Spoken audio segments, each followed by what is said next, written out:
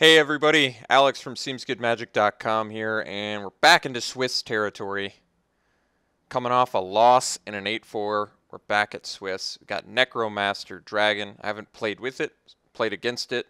It's a really strong card. You get a zombie, and you mill your opponent. Alright. I actually don't like the milling my opponent aspect because of delve cards. But there's only one, I guess, pack that even has delve, so I guess it's not that big of a deal. But I certainly like getting zombies and attacking my opponent at an efficient, awesome cost. So let's snag the Necromaster Dragon. Okay, follow-up pick. Well, I'm a big Ojutai Summons fan. Probably just going to take that. Sidisi's Faithful is good. Cunning Breeze Dancer is good. What else is good in here? Duress is fine. Skirmisher's fine. Yeah, I think we're just taking Summons. I think arguably Summons is the strongest card remaining in this pack, right up there with the Cunning Breeze Dancer. Probably Breeze Dancer is better, I guess, but Ojutai Summons still leaves me 2-color, so it's close enough in power level to Breeze Dancer where I'll take it here.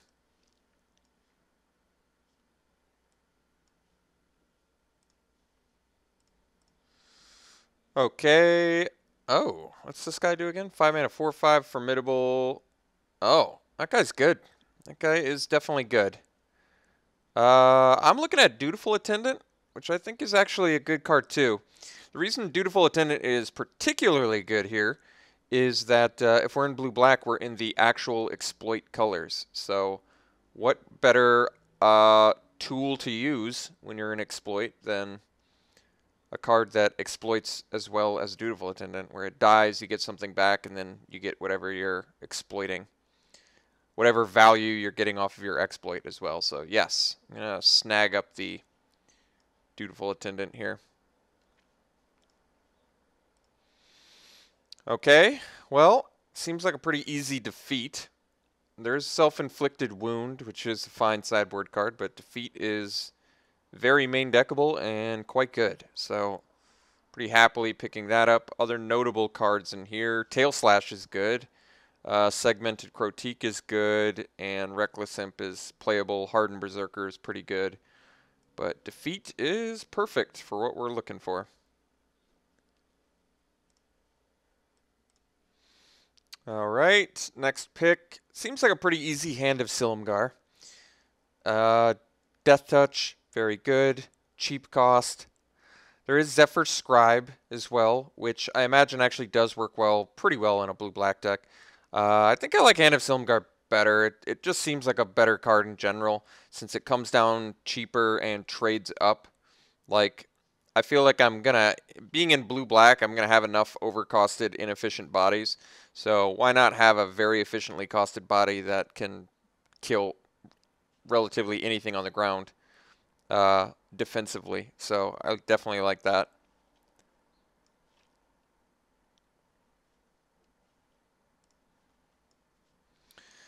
Okay, got some real choices here. I can take an Elusive Spell Fist, which is definitely good with rebound spells. I can take another Hand of Silumgar, which I'm pretty tempted to do. Or I can take this Monastery Lore Master, which might actually be pretty good too, now that I think about it. Blue-black, I can already return an Ojutai Summons or a Defeat to my hand. There may be enough value in Monastery Lore Master in taking it here. I can't bring back creatures, but I imagine I'm going to have some good spells to return. But, you know, that being said, it's a bit clunky. I'll go with the Silumgar instead. I like the Lore Master. I actually really like it for blue-black, but I feel like I'm not going to have a lack of clunky stuff like that. Even though it is good, I can find card advantage elsewhere, and I'd rather just have this really nice 2-drop body. I mean, 2 mana, 2/1 Death Touch is just, it's really well priced. I like it more than Typhoid Rats, to be honest, since it beats down a little more efficiently. So I can take the Sadist here. I don't really like Sadist all that much, despite the fact that, it's got good synergies with Attendant. It's one of the worst. It's one of my least favorite, I would say, exploit creatures. I'm going to take this Vial of Dragonfire. It's not particularly good, but it is a removal spell that I've played and have liked to a certain degree. Okay, Silumgar Scorn does in fact work with Necromancer Dragon. Otherwise, it's a little bit more expensive Force Spike. Otherwise, I can take a Shambling Goblin, which is another reasonably good exploit, creature to use. Otherwise, Dance of the Skywise is okay as well. Not insane, but okay. It's a combat trick. I think I'm going to take the Shambling Goblin. I like the idea of getting a bunch of low curve cards out of my first pack, and then I can really, take a closer look at the higher end cards later. I think we're just going to slam an Ojutai's Breath here. I've come to like this card quite a bit. Granted, it's better in like a blue-white sort of deck, but I actually think we're shaping up to be a pretty good deck for it, since we already have 3, 2-drop or less creatures. Yeah, I like Ojutai's Breath enough to take it here. I think Skirmisher is also a fine pick, but I think Breath's probably just better. Well, Virulent Plague appears to be a card that's good against us. It's also a sideboard option I guess I can use in a pinch against like a heavy Dragon Fodder deck or something like that. Not really passing all that much of note. Graceblade Artisan is actually a pretty good card, but I'm going to take the nice sideboard card over the hate pick. I've had some people comment that they disagree with that notion, but I don't know what to say. I disagree with your notion then, because I think getting sideboard cards is more important than hate picking cards. And of course there's going to be exceptions to that rule, but for the most part, I would say the rule of thumb is take a good sideboard card over a hate pick. Dragonloft Idol doesn't seem all that good yet, but it seems like something that could get better. I don't really care about any of these too much. Pinion Feast is something I could hate, but maybe I could play a Tapestry of the Ages deck. Granted, I never have, but I've got Rebound spells, which would appear to be reasonably good with Tapestry. I would say overall Tapestry's got to be a pretty difficult card to play, but I'm not afraid to give it a fair shake. All right, I'm going to pass the green card to my opponent, hopefully indicating to them that I am not in green, since Sheltered Area is not a great pick, but it is certainly playable in green. And that's another thing, too, signaling. I think people tend to forget, and some people don't pay attention to it, but like this Vandalize, I'm going to last pick past the red card, and what that does is indicate that I would prefer to not be in red. Like currently I would very much like to be in blue and black. I'm pretty happy with our, start off the bat here. We have, the powerful rare and some reasonable early game. Weakest card we currently have in here is the Tapestry, but that's okay. So basically I'm just going to be hunting for good exploit cards, which is, the sort of mark of blue-black in this format.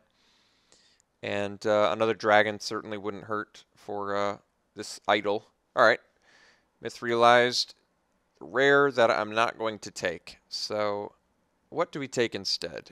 Unfortunately, it's kind of a mispack for us. What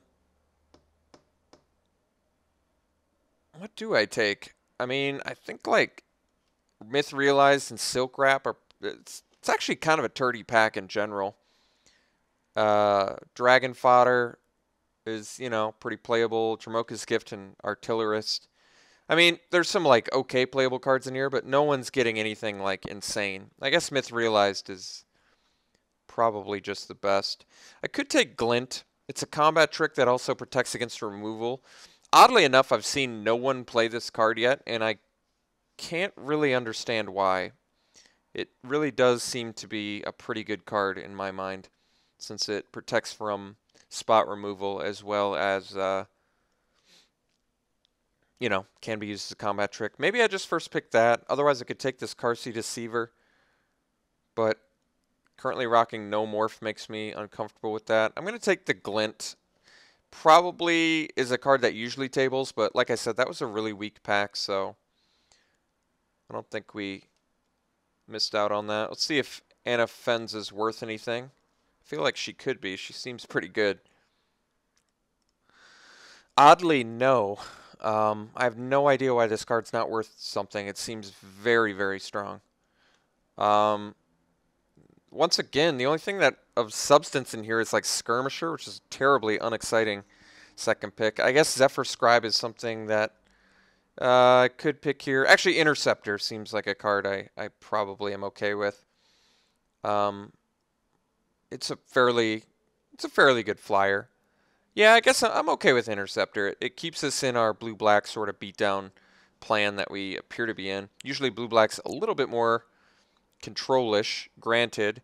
But, alright, easy flatten here. It's a good removal. I like the Palace Familiar, too. But I think flatten is pretty much exactly what we're looking for. Good solid blue or black removal. I think we currently have 0 exploit, which is interesting. So we could play more of a blue-black beatdown. And yes, I could have swapped into white. It does appear white is open. But I'm still happy with the blue and black picks we're getting. Yeah, so for example, very good blue and black picks here. I think the choice is really between Vulturous Aven or Gurmag Drowner. And I think I like the Aven more than the Drowner. Everybody has been talking about how awesome Drowner is. And I like Drowner too. It works better with Delve. But I think I like the Vulturous Aven more. Because you get 2 cards. Does cost you 2 life though. I actually don't know which one I like more. My gut feeling says Vulturous Aven since it has 3 toughness. They cost the same. This one has evasion, so I can attack with it, and you just net 2 cards. And you don't have to exploit either one, I guess. But I think the flying aspect of Vulturous Aven is what gives it the edge in my mind. Hopefully table, Gadol, Lurker, Marshulk. I doubt we do, but that would be nice. Okay. Could take the Encase in Ice. It's a sideboard card. I think we could easily end up main decking an Updraft Elemental, although admittedly it's not a terribly exciting card.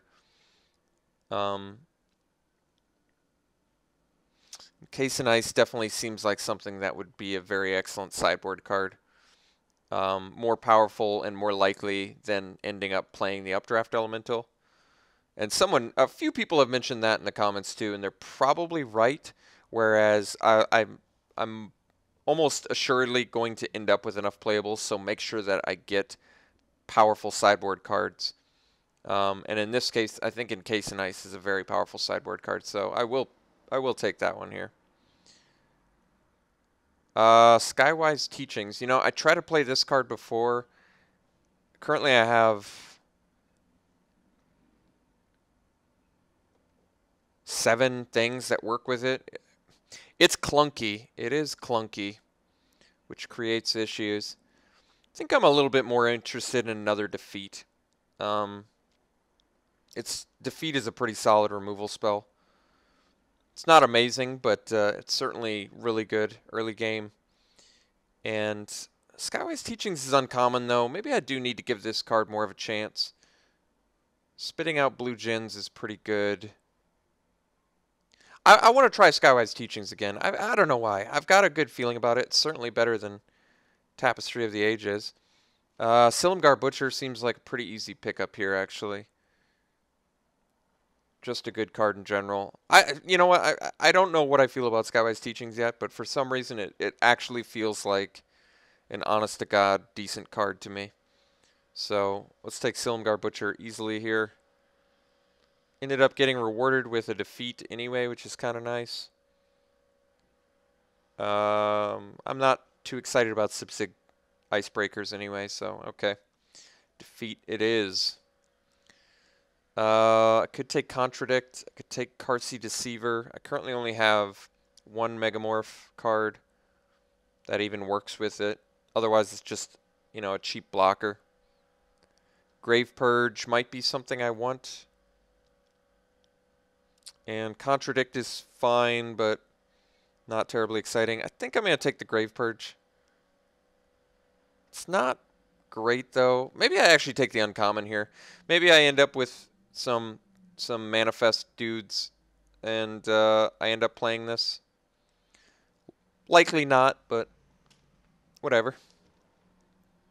So, did we end up with only... I guess we only ended up with two exploit cards, but the 2 exploit cards we did get are very good, so I am happy about that.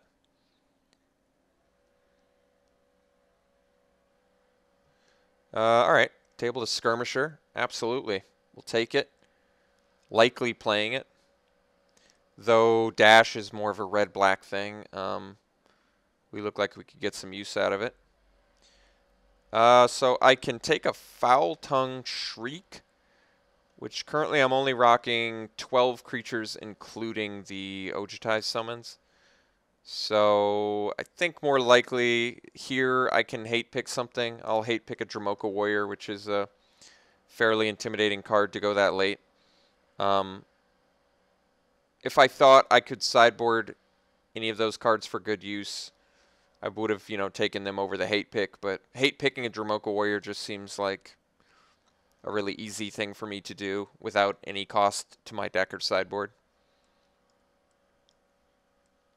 Currently, I like the sideboard cards we have, and I do actually like the way our main deck looks. We're looking good.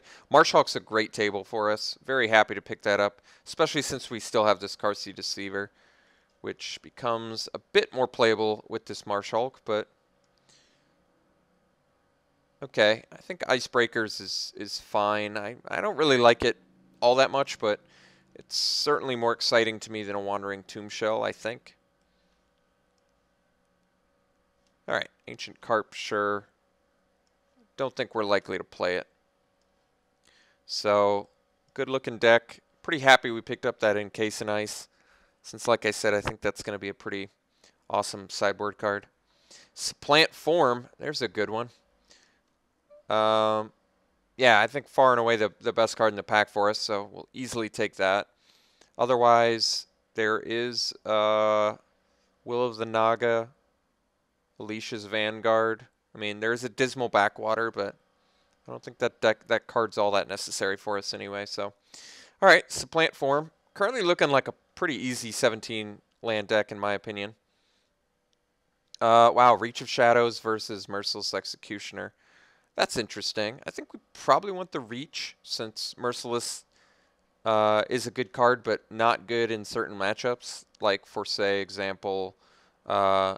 Decks running tokens. So, weakest card in my deck is probably the Glint. The only things I really care about protecting are like Necromancer Dragon. Although, probably Ancient Carp is not looking so bueno either. And someone did comment that I should not focus on my cuts so early. But I like constantly looking at and upgrading my deck in real time. To me, that makes me get a better picture of where my deck's at. Yeah, Whisk Away seems actually just really good for our deck in general. We've got enough 2-drop stuff going on where I can make that work. So we'll take the Whisk Away. I guess Dragonloft Idol's not looking all that exciting either, but even Carsey Deceiver looks pretty underwhelming with just 2 actual morph cards. A ramp for 2 cards seems not that good. Let's take the Whisk Away.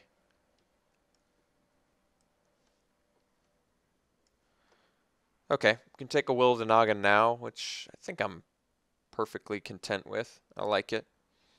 And giving up like a Vanguard, which I don't really care about all that much. Alright, we'll take Will of the Naga. And that's a pretty, I guess it's a pretty easy Glint cut at that point.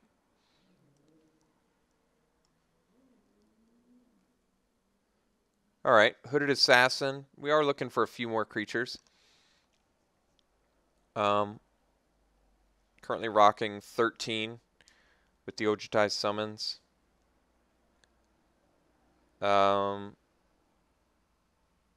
Could cut a Vial of Dragonfire, perhaps.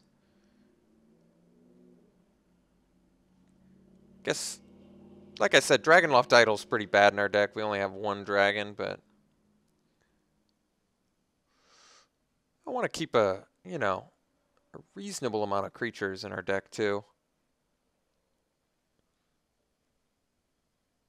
I guess Hooded Assassin is probably just better for us than Icebreakers. Alright, Gurmag Angler is a pretty nice pickup in general. I mean, granted, we already have one Delve spell, but... And there is a Typhoid Rats in here too, but...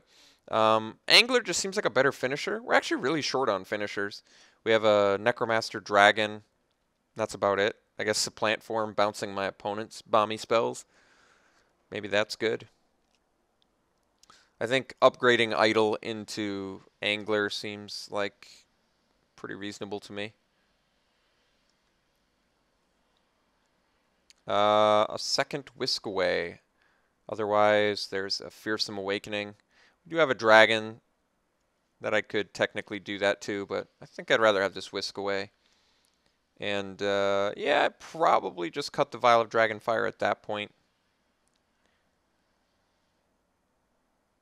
I'm okay with that.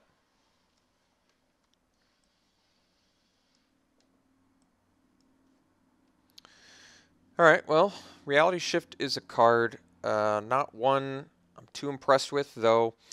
Reality Shift is, I would say, a legitimate sideboard card, since, you know, if you can't deal with a big bomby creature, like, admittedly, our deck doesn't have a ton of ways to deal with fat bombs. We got Reach of Shadows, we've got Flatten, but the defeats certainly aren't going to take care of them, so let's take Reality Shift for something insane that I can't deal with. Otherwise, second Will of the Naga. Alright, well, granted, got a lot of tap down effects. These certainly all get worse in multiples. I'm pretty unexcited about an Alicia's Vanguard, but I only have 13 creatures, including Ojutai's summons. I would like a reasonable creature count. I guess you can't really count Skywise Teachings as a creature, but I'm going to take the Will of the Naga anyway. I just like it that much more. All right. Sultai Skullkeeper just got, like, absolutely insane in our deck with 3 Delve spells, so I'm absolutely taking Skullkeeper here. Maybe I don't need the Shambling Goblin. It works well with Exploit, but overall it's not that great. So, Skullkeeper, let's cut the Goblin, I think. Could take the Sibsig Host. That is another way to fuel Delve, absolutely. Otherwise, none of these cards I really care about hating. Maybe a land, which doesn't seem that good. I think I'm just going to take the Host. I'm not even sure if I'm going to play it yet, but it does seem like a card that would go pairs really well with 2 Will of the Naga and a Gurmag Angler. All right, well, we get Alicia's Vanguard anyway, and otherwise I'm hating a Cunning Strike, but I don't think that's worth it. I think I'm just going to take a Vanguard. Could play the Sultai Rune Mark. I could take the Dark Deal. It's not very good, though, even with Delve spells. Yeah, let's take the Rune Mark, I guess. Although, yeah, not likely to play the Rune Mark either. All right, well, multiple Alicia's Vanguard. Otherwise, I'm hating a Shrieker. I don't really want to hate a Shrieker either, so... Okay, last pick, Dragon Rage. So, got a good spread of cards here. Strengths and weaknesses of the deck that I notice right away. Strengths are good removal, good creatures. Weaknesses are not a ton of finishers, but that's not even that bad either. Overall, I just think this deck looks very good. I think it looks like a powerful deck both in the early and late game. So I think it's actually going to be a fairly easy deck to make, and I have some pretty adequate design space as well. I do still want to try Skywise Teachings. I think this is a deck that very much wants to do that. Let's cut the Sultai Rune Mark, I think. Despite it us being able to get full value, it's not going to be very often. We're actually pretty low on blue permanents. It's pretty much just a Skullkeeper, an Interceptor, Summons, and Skywise Teachings, and Dragon. So overall, it's like 5 things. That's not enough to support Runemark in my mind. I definitely don't want to do 16 lands. But I kind of want to do double Will the Naga, to be honest. I do kind of want to do that. Summons is a creature. Let's cut one of our Vanguards at least.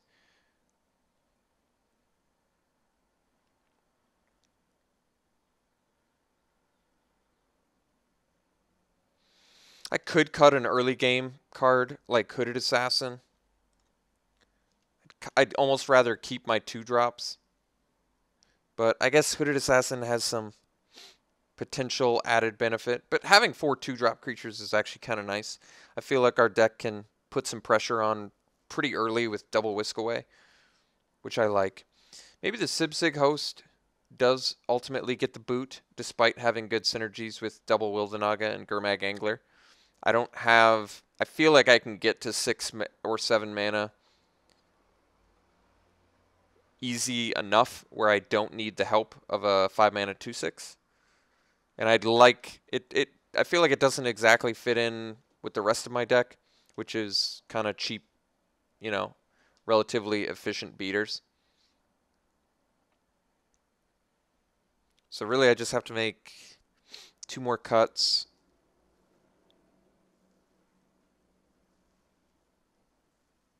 I guess I could cut a Will of the Naga.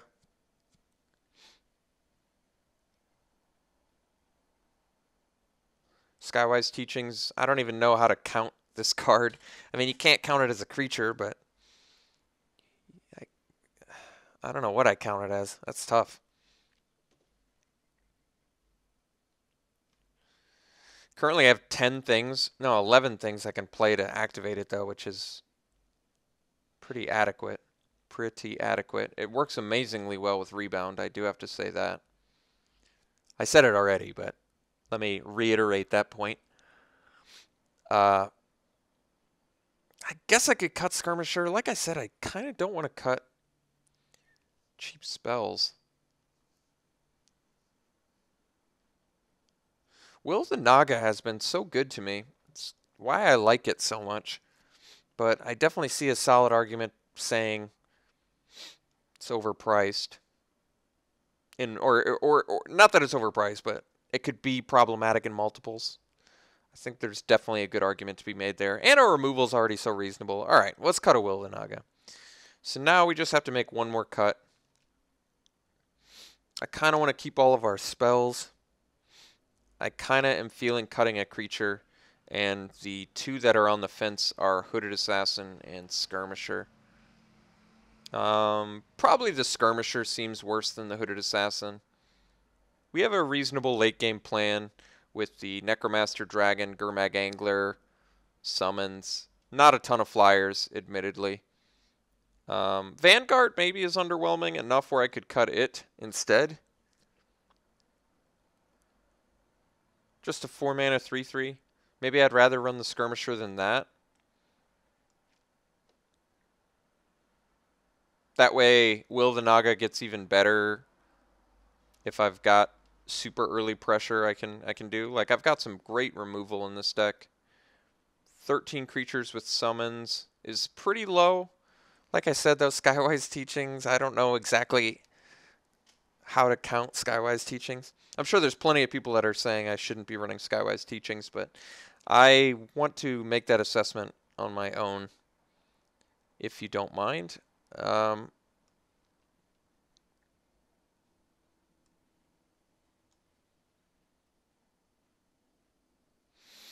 I like this deck. I do like this deck. I think it looks good. I don't even mind bouncing my own dragon with a supplant form just to get an extra copy of it. It's probably a bit unnecessary. But they try and remove it. I'll bounce it, get another one, replay it. It's a lot of value. We don't have a lot of evasion. We have Interceptor, Aven, dragon, summons. Skywise teachings, sort of. Yeah, that's fine. All right. I like this deck. We're low on creatures, but our removal helps a lot. Admittedly, Whisk Away, not the ideal removal when you're low on creatures, but Hand of Silmgar I feel like can do some good work for us, making early trades or even making mid to late game trades. Our removal is solid, so our creature count is low, but I think we're okay with this list. This is a pretty adequate way to run this. I guess we err towards black since all of our early creatures, not all of them, but for the most part, our early creatures are black. So I guess we'll go 9-8, as they say. And let's decide a rating for this deck. How highly or lowly do I want to rate this deck? I think I'm going to rate this deck, I don't know. You know what's really thrown me the monkey wrench into how I want to rate this deck? Skywise Teachings. I don't know how good or bad the card is yet, so it's very difficult for me to rate this deck. My gut wants to just say 7 because we have some pretty good finishers, fairly reasonable, disruption bounce cards like Supplant Form, which is unusual. Not a ton of evasion, a decent amount of early game, pretty good removal overall, double defeat, double whisk away, flatten, reach of shadows, will the Naga, Supplant Form. I mean, that's a very, and Ojutai's Breath. Yeah, we have a ton of removal. So I'm going to say 7. We'll see how good Skywise Teachings is. Currently I'm happy I picked it, but it could just, be terrible for us, but we'll find out. We'll have to find out and see. So we'll see you round 1.